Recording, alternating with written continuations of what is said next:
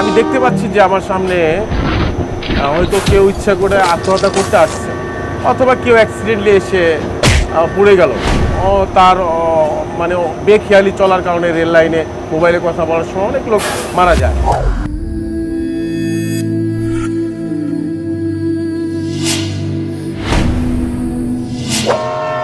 রেলগাড়ি চালাতে গিয়ে প্রতিনিয়ত এমন দুঃখজনক ঘটনার মুখোমুখি হন ট্রেন চালক বা লোকোমাস্টাররা।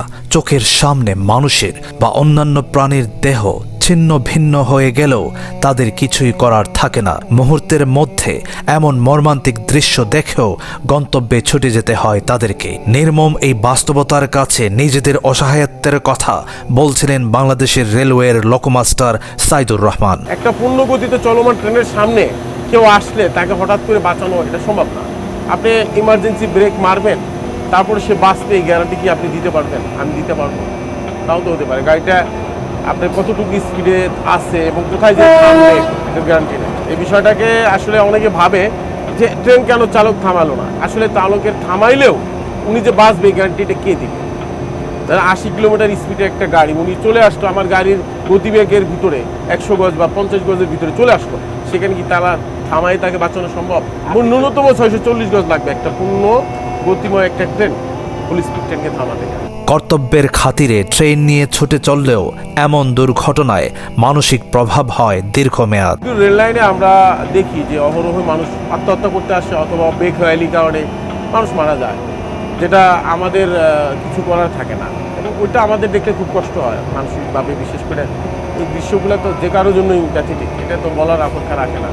খারাপ লাগে, অবশ্যই খারাপ লাগে। শুধু ট্রেনের সামনে পড়ে সাধারণ মানুষের জীবন যায় তা নয়, অনেক সময় রেল ক্রসিংয়ে আটকে যাওয়া ট্রাকে কিংবা বাসে ধাক্কা মেরেও চলে যেতে বাধ্য হন লোকোমাস্টাররা।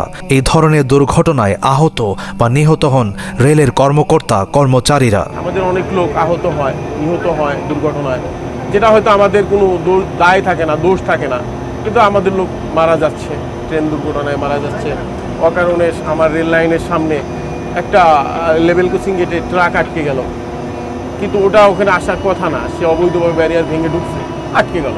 কিন্তু আমার তো পূর্ণ গতিতে চলমান একটা ট্রেন, হঠাৎ করে সামনে একটা অবস্ট্রাকশন থাকলেই তো আমি নির্ধারিত জায়গায় থামতে পারবো না, জাস্ট ওখানে লেগে যায়, আমরা আহত হই, আমাদের লোক অনেকে মারাও গেছে এইভাবে।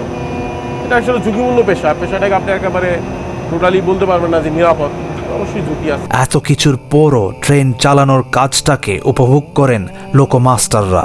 ঈদ কিংবা সামাজিক উৎসবে পরিবার পরিজন দূরে রেখে দায়িত্ব পালনে ব্যস্ত থাকেন তারা। যাত্রীদের নিরাপদে গন্তব্যে পৌঁছে দিয়েই আনন্দ খুঁজে পান ট্রেন চালকরা। আমরা যখন ঈদের বা বিভিন্ন অকেশনে ট্রেন কাজ করি, তখন একটা ফিলিংস কাজ করে যে অন্ততপক্ষে কিছু লোককে আমরা নিরাপদে ট্রেন পরিচালনা করে নিয়ে তাদেরকে বাড়িতে তাদের আত্মীয় স্বজন বা প্রিয়জনের সাথে ঈদ করার সৌভাগ্য তাদের দিয়ে দিতে পারি।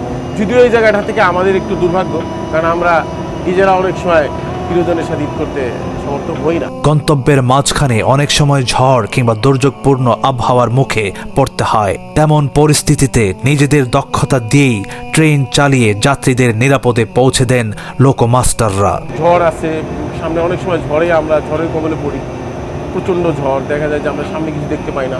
শীতের দিনে কুয়াশা থাকে, প্রচণ্ড কুয়াশার ভিতরে আমাদেরকে ট্রেন চালাতে হয়। সামনে দেখা যায় যে 20 গজ 50 গজ, আমাদের ভিজিলেন্স একদম ক্ষীণ হয়ে আসে, 50 গজের ভিতরে আমরা কিছু দেখতে পাই না, তখন আমাদের ট্রেনের গতিবেগ কমায় দেয়, নিয়ম অনুযায়ী ট্রেন চালাই। দীর্ঘ চাকরি জীবনে চোখের সামনে ঘটতে দেখেছেন অনেক ঘটনা।